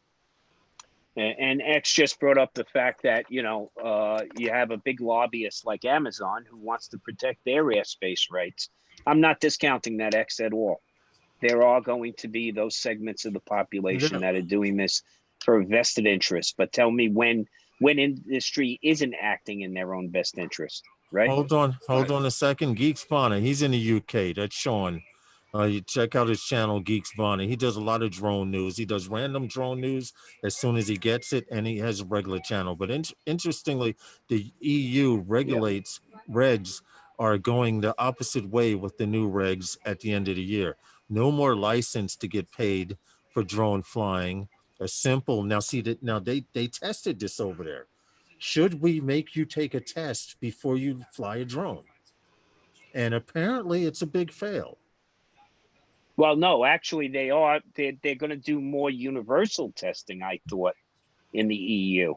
And what they're going to do is it's basically you're going through a safety exam. You pass the safety exam, then they're like, okay, you can go fly now. I mean, it's like That's Tom, really what needs to happen. Tom, if the United States and the world wasn't so greedy for money, they would stop letting people walk into stores and buy a device that weighs 3 to 3.5 pounds, that flies at 27 miles per hour, and returns home like it's a piece of candy. And tell you, if you invest, they do it with your car. Before you can drive your car, you need a license. Right. What's the problem? Remember, there's still places in this country you can walk in and buy a gun. Okay. So yeah. Again, it's about selling a product. Selling the product is one aspect of it. Then you have, after the product's used for evil instead of good, then they want to regulate it instead of putting things in front like they need to Sean be. says that you have to pass the DMARS. Yeah, you got to pass a test. Yes. You got to pass a test. Fly anything over 250 grams. And it's a test that proves that you have an ounce of common sense. Okay? Mm-hmm. That's basically what these tests are about. You have to pass a test you have to pass a test to drive a car. How many people do you curse out on the road? Okay. Again, you have to, look, I can't make an argument for that because, my wife and I are driving and she's raging in the passenger seat. Tom, okay? Tom, I don't want to see a frying pan come from the back. Like anything else, right? It's a minimal basic skills test. No, the biggest frustration we have with the commute is, the knuckleheads that are out there driving. Okay, they might have learned enough to pass the exam, but they haven't employed any of that skill set to drive the vehicle. And that's the same is going to be true here. That's human nature, unfortunately. It is. I agree. Okay. Right. There's only so much we will do on our own. And of course, none of us likes a big brother looking over our shoulder and telling us how to act. But unfortunately, if society didn't have that, where would we be today? That's true. There's two sides to this. Okay. So Geeksvana says that the Mavic Mini is going to rule supreme because, again, it's below that 250 gram level. Right. And I kind of love the Mini. I mean, I threw up the Mini yesterday, okay, up in Upper Westchester County. And I'll tell you, the images that I got back from that bad boy were pretty good. I mean, come on, a lot of us are posting to social media, and 90% of the people are looking at it on a mobile device. So right. I don't have to put up 4K. Now, I'm a photographer. I love capturing in 4K and larger. Why? Because I can crop the hell out of it if I need to recompose the shot. Mm-hmm. But do I ever really put up a 4K image on social media? Right. Never. Okay. Sure. That's why I was asking Sean before, because I was hearing a lot of stuff about the EU and I was hearing a lot of talk about the Mini. That's why I was always asking him, what was going on with that, because the Mini was made for Canada too. Right. Yeah. And that weight limit, until you put a filter on it and then skin it, now you're over the amount, right?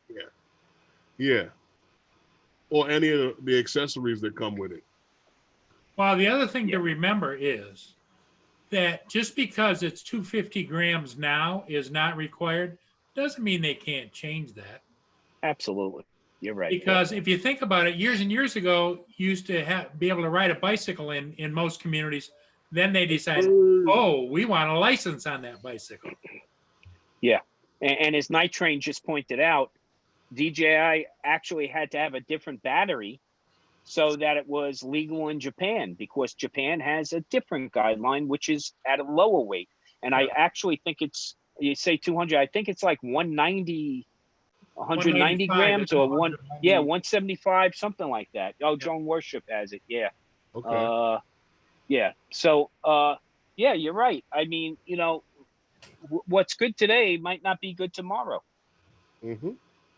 But that's why, remember, the technology you have today is almost outdated by the time you get it home. By the time you unbox it. Yep. Yeah. Okay. We're all pining for the next and the greatest to come. X posted right away the Mavic 3's coming, right? Yeah. I'm thinking about it, of course, because it has more capability, and I want that more capability. Why? Because I feel I need more capability, and I'm not going to stop jonesing for the latest. I mean, that's just the mindset I have. You're always looking for the best. Why'd I go from my F series, Nikon SLR to a D series, digital. Tom, I adopted that early on. Here's a question for you, and this is for true photographers and videographers. Yeah. Do you think they're going to put a 1-inch sensor finally on a Mavic? I'm only hoping. Because the only thing that would make me go ooh and ah would be a 1-inch sensor on a Mavic style drone. Well, I actually want to be able to change lenses. I'm a photographer. Right. I love to twist glass. I got like you. the Inspire. I got you on that one. Yeah. Like the Inspire, you can and change gimbals, change cameras, and everything. You just twist it on, twist it off. There's a big difference between a prime and a zoom. Okay. Yeah. And not that I don't love my zooms, and I'm waiting for my 24 to 200 millimeter for my Z mount mirrorless. Okay, in Nikon. But I still have those primes, and that's what I want for my my aerial platform. I want to be able to, if I can't just change the lens, then let me change out the gimbaled camera. Yeah. Okay. Okay. Was I tempted to buy the zoom? Yes, but I didn't want to buy a camera that was the same as my old Mavic. I wanted the 2 Pro because it did much better. I still love my Phantom, the Phantom 4 Pro. That's basically a 4S camera on there. Well, and I was tempted to buy the Inspire, but at that point in time, I didn't have the money to shell out for a 5, so I went with the Phantom with the 4S. I need to reiterate on something. Recovery One puts the 1-inch is on the Mavic 2 Pro. Yeah, that's on the Mavic 2 Pro. Yes, it is. But when me being a Phantom Pro flyer, when I say a 1-inch sensor, I mean a 1-inch sensor with a physical shutter, not a rolling or digital shutter. And that's where you get your jellies, right? Yeah, exactly. And things start to bend on you. To be honest, that's what I would be looking for. So instead of shooting with that rolling shutter or that digital shutter and having a crop on your picture to get rid of the warping around the edges, and you understand what I'm talking about, Tom, right? Yeah. It's a different, right. In order to take your camera, which is a fisheye lens, in order to get rid of that warping around the edges, you have to crop your picture so it looks like a camera. I wish they would come out with a camera with a flat lens. The hell with the fisheye. Well, okay, so that's flat lenses. Okay, so but wait a second now. So you got to be able to bend light. That's the only way it works. Right. So when you look at a pro lens, I mean, look, you buy a nice camera body, okay, and even on the consumer side, the SLRs, the digital SLRs, they're still groundbreaking cameras out there, except they give you a kit lens, okay? Yeah. Now, if you want to really up your game in photography, you get rid of the kit lens and buy yourself a higher level lens. And what do I mean by that? It's got more elements in it. See, that's in that little small package we have hanging from that gimbal. Later, drone worship. That's a very small package. Thanks for coming in. And it doesn't have enough glass elements in it to bend the light. You have convex, a spherical. All of these lens shapes play into how sharp it is. And when I talk about sharp, you can get a pretty crappy lens to be sharp dead center, but the second you move away from center point, it starts getting real chalky on you. It starts warping. So when I went from a D series Nikon to the Z series Nikon, because I own so much damn Nikon glass, it was groundbreaking for me, because I'm actually now seeing that sensor is sharp to the very edge. Okay. And that's what I'm looking for in my aerial platform. I'm looking for more professional glass to be in those devices. Yes. But you know what? If they had that for the Phantom 4 Pro, I'd be repairing it forever. I'd be getting the care refresh every time I send it into them for repair. You know, Drone X Factor said the Hasselblad 1-inch with a zoom lens. Yeah, that might help. Give me some focal length I could play with. Okay, right. You know, or give me a ton of resolution that I can play with in post that way. The only problem with the ton of resolution is those are hard drive killers. Right. You're just going to chew up more hard drive and more processor. So I would rather have zoom capability. If I look on a still camera, I'm standing right there. Maybe it's on my tripod, and I want to use something else. I turn around, I spin that off, I throw another lens on there. I'm good to go. When it's up in the air, I don't have that ability. So I want to have some range of focal length. Okay, like with Xavier a replaceable says, lens. Well, yeah. Well, you know, look, not everything is suited for everything, right? So I would like to have the ability to go from this millimeter to that, and maybe need a second one to go even higher than that, or to be able to put a prime lens on there. Okay. But yeah, if you started off by giving me something that gave me zoom capability, you know, at least a 10 power zoom capability and a good air sensor to go with it that's sharp, that would meet my needs today. Okay. That would get me, that would stop me from jonesing for the Mavic 4. Okay. Give me a Mavic 3 with some capability. Just don't shove the same crap down my throat. Understandable. Stop giving me smoke and mirrors. Above and Beyond says that's why I prefer the Micro Four Thirds camera and lens of the Inspire Pro, interchangeable lenses and Matrice series. What I was telling you before, Lawrence. I told you. Yeah. I've been doing the research, and I've been listening to some of the experts out there. Even with the mirrorless cameras, the Micro Four Third sensors are doing some beautiful things. Geek Spawner, have a great evening. Thank you for coming in, bro. Take care, Geek Spawner. Hi, Sean. You know, look, you make a great point. Okay. Look at the Matrice series, a 30 power optical zoom on the Matrice series. Okay. Yeah. That camera is effing amazing.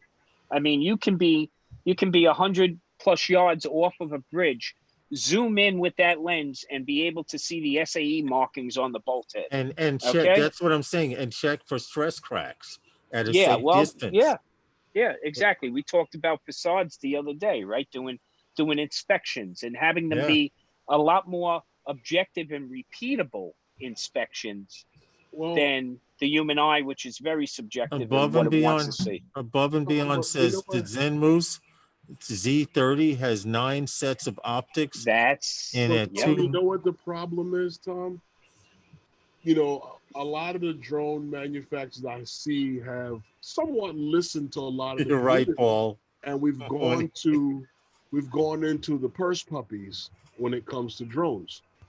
And the smaller you get, you can't carry those kind of things on it. Well, yeah, of course. I mean, you know, look, but that was a good argument for yesterday, I'll say, Herman. Today, it's all about miniaturization, right? We thought some things couldn't get any smaller, and they are. They're getting smaller, they're getting lighter, and they're getting more capable. Well, you know what? It'd be surprising to see, okay, with some of the organic manufacturing techniques that they're using, you know, with some of the technology that's being employed.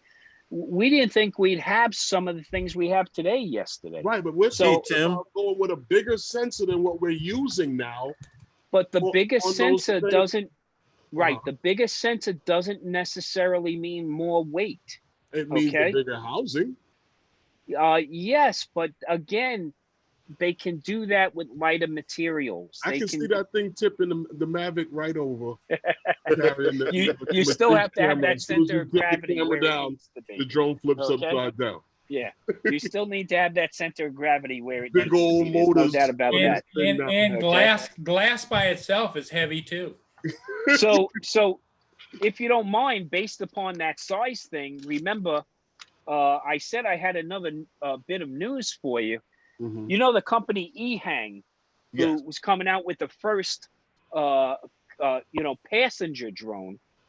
Well, Yep. they've taken a Working in little bit of China. move, and they've now started testing Mhm. the first firefighting drone. Now, Okay. somebody had The posted firefight from a uh, drone, I maybe. saw it. Yeah, I saw the picture of it. firefighting from an EHang drone.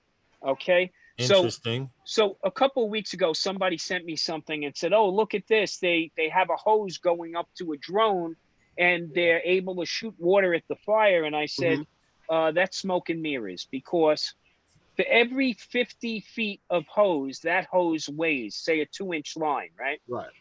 Every 50 feet, that's 40 pounds just of hose. Yeah. Okay.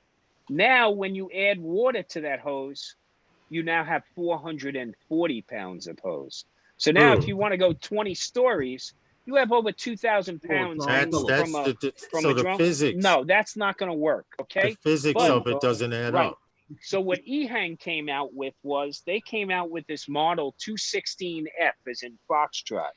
Okay. And Mhm. it holds 50 liters of firefighting foam, or what we call Okay. AFFF, aqueous film forming foam. The Something airport that phone.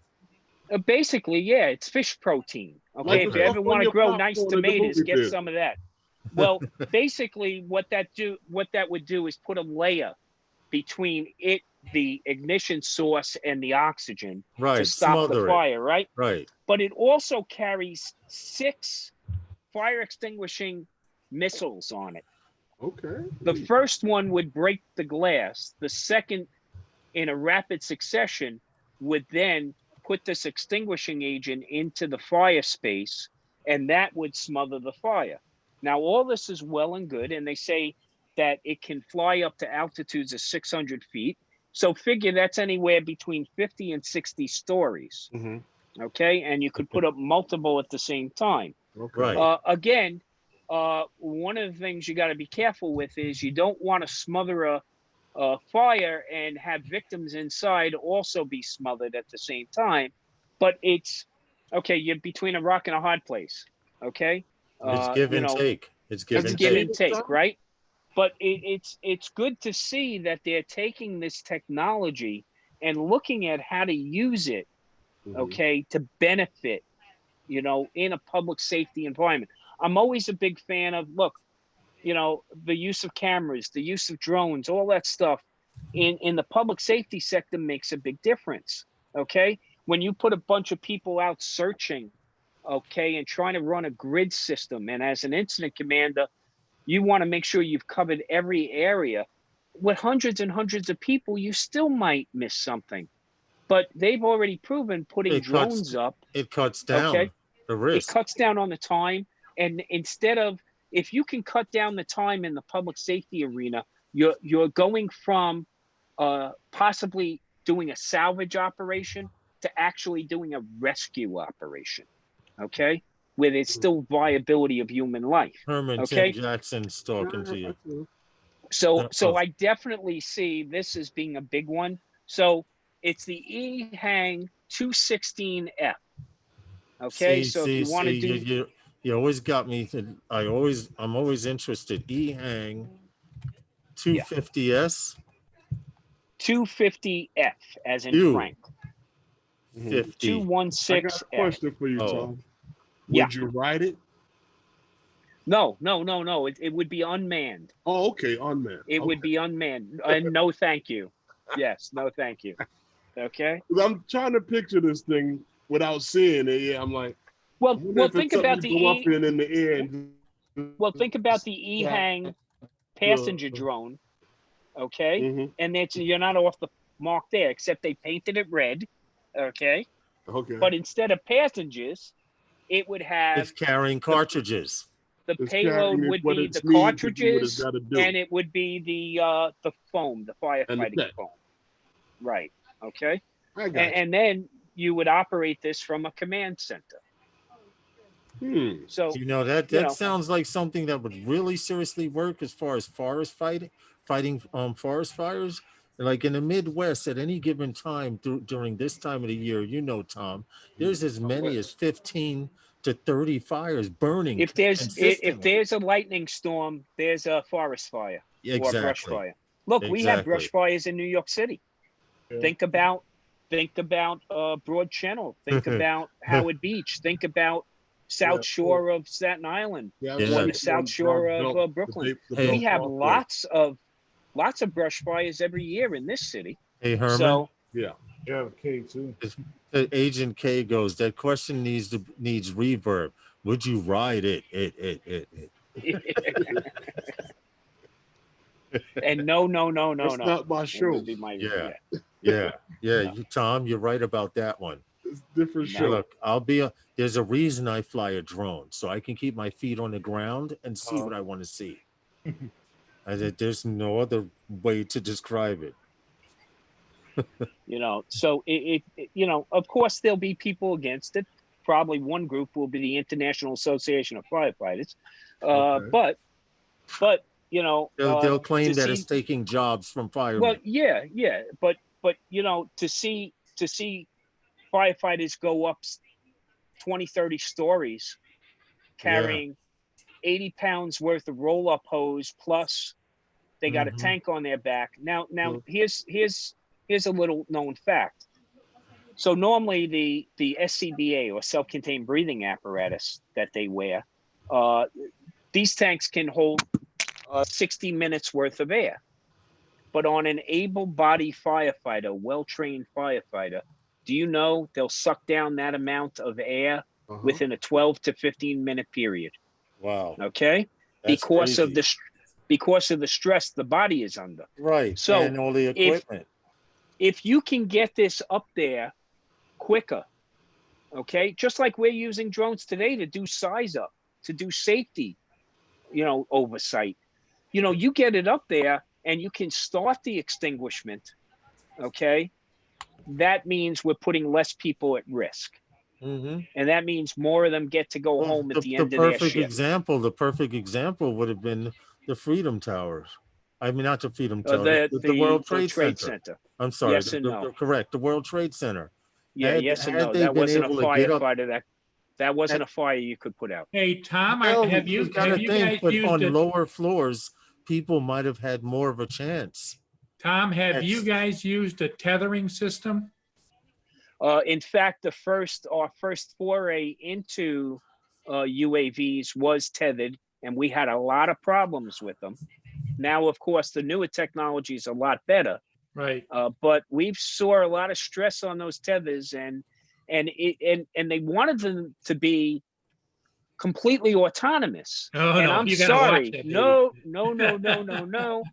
I always want a pilot to have control. There's a reason it's called the PIC, the pilot in charge. Yeah. Okay. And if you see too much deflection on that, what you then have is a pendulum.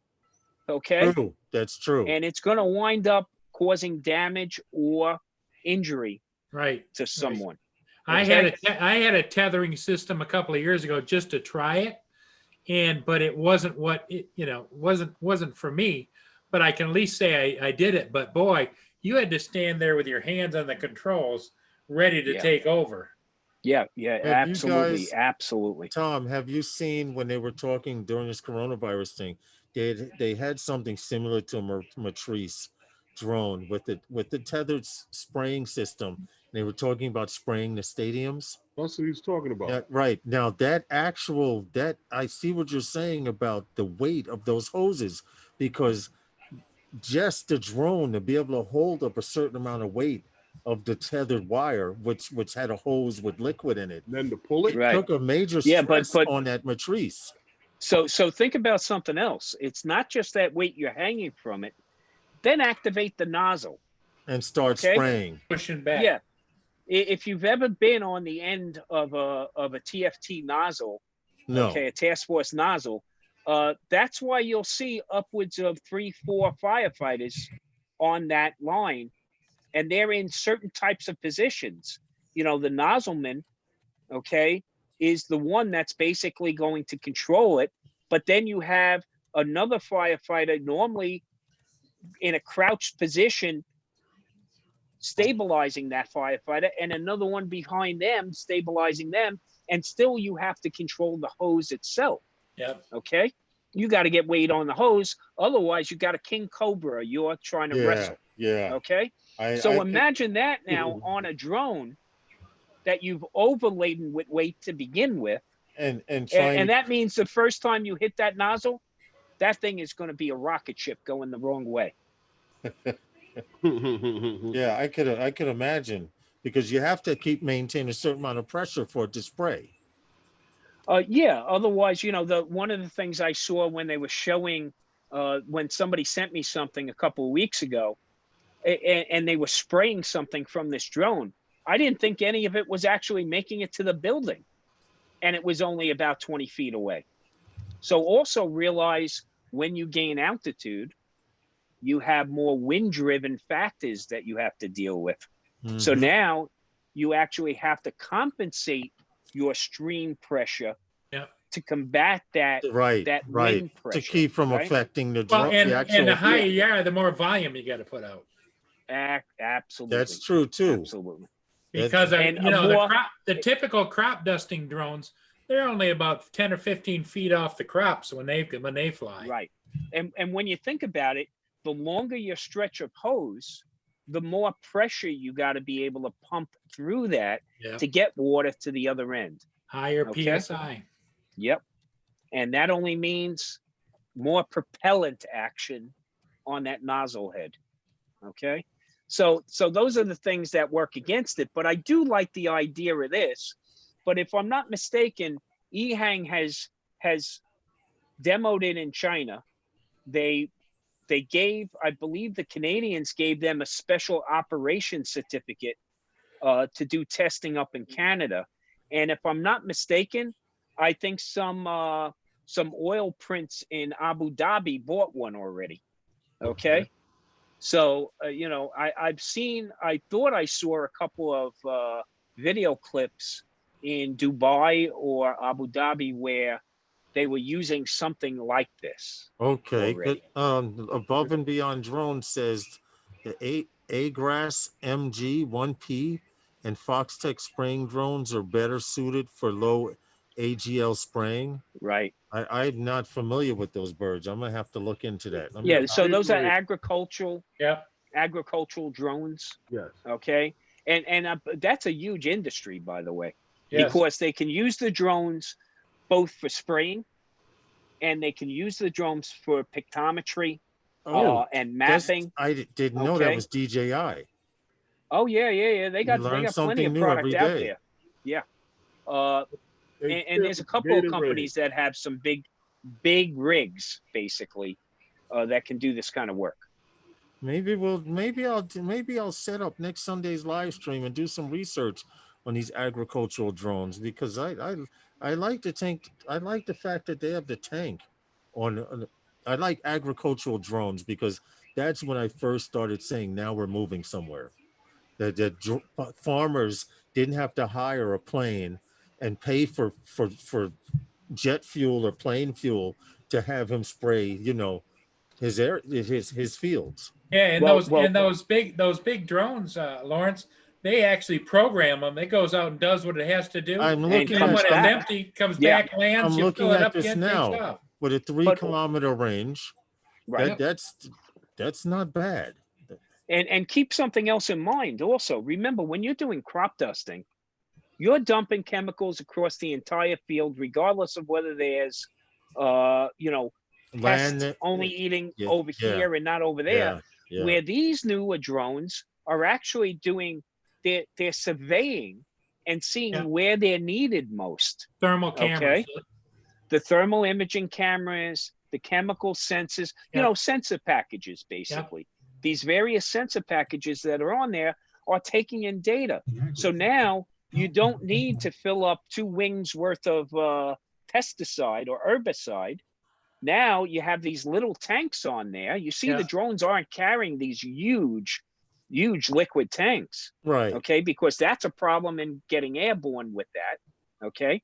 And you have to baffle those tanks too, so it doesn't slosh around. But you also gotta judiciously use that product.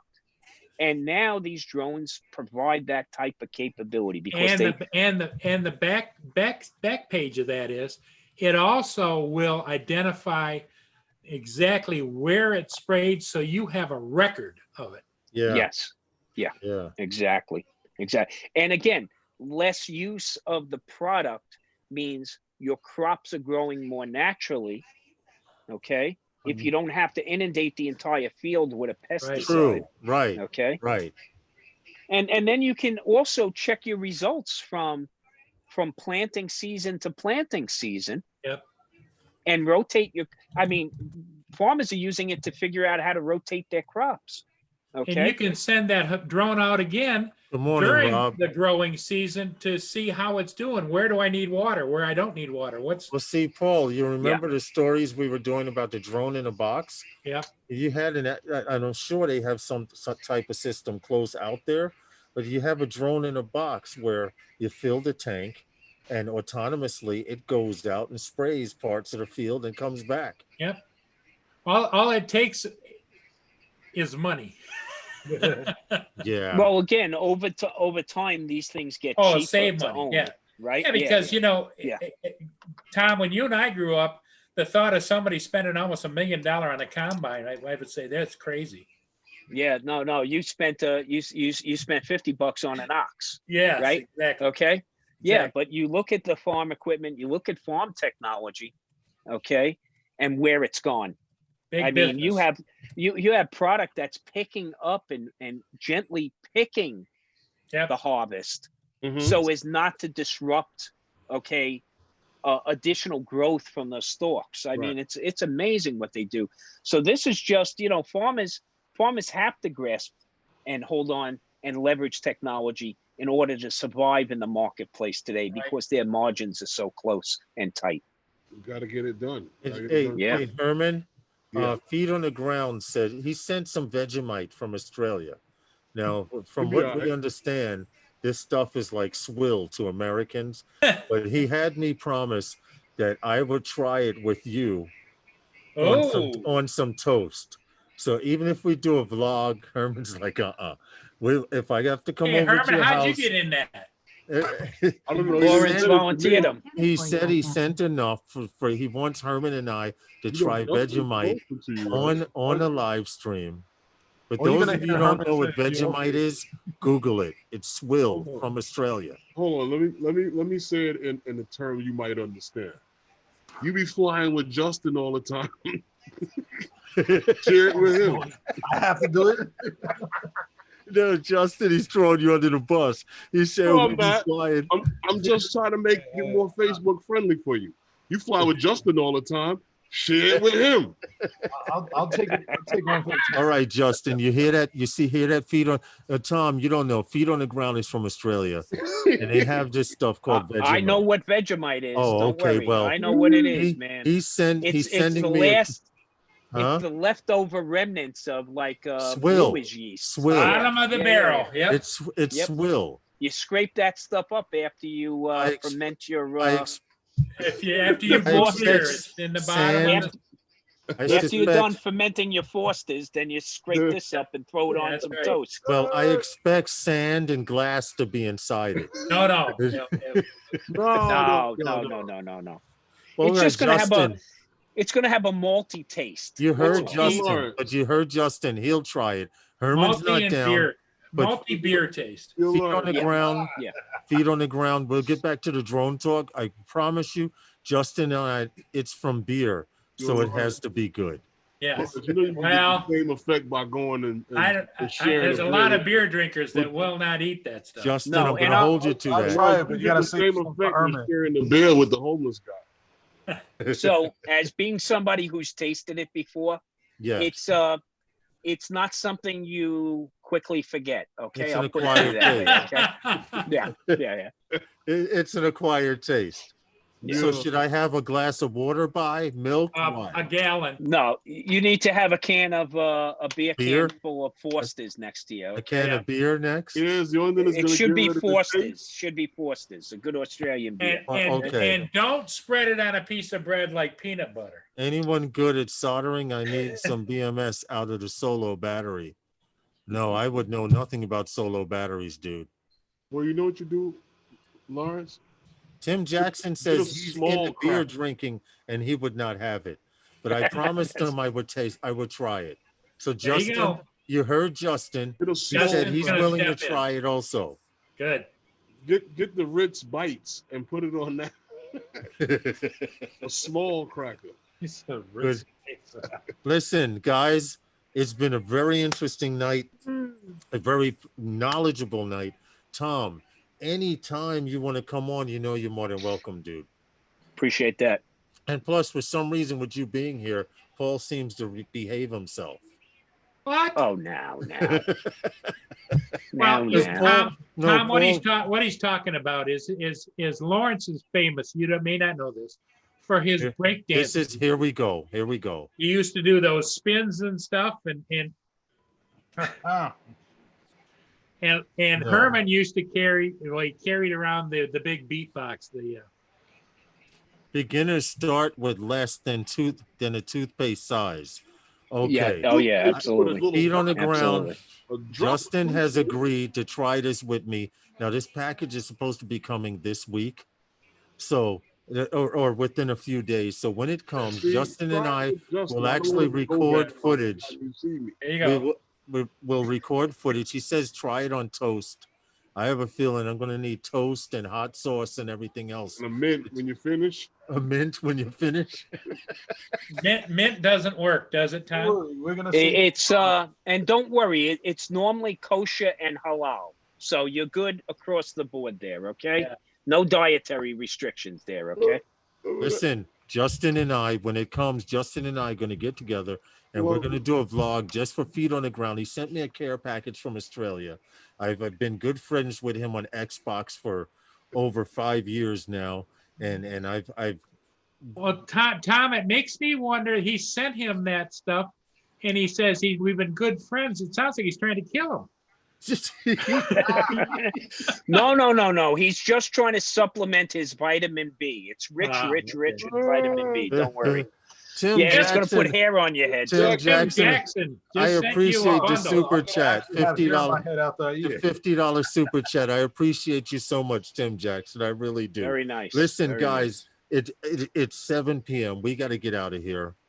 All right, I know we have places to go, things to do tomorrow, et cetera, et cetera. People to feed. We haven't done a drop the entire night. Yeah. So we're going to get it in now, and we're going to end the live stream. I appreciate you, Tom, Paul, Herman, Justin, Hadley, Feet on the Ground, Tim Jackson. We appreciate you ever so much, and everybody that's been coming to the live stream repeatedly. We must have been doing good tonight. You know why? Because we got 4 dislikes tonight. There you go. It was higher than that. It was at 7 at one point. Oh, get out of here. Well, we know how that is. But anyway, couple of converts. Sunday Nights with Those Guys is sponsored by Those guys. And we appreciate you ever so much. Everyone, fly safe, be safe, wear a mask, wash your hands, do what the hell you got to do so this damn thing can be over with. Good night, everyone. Thank you so much. Bye, Take care, Tim Jackson, much love to you, man. I appreciate you ever so much. Take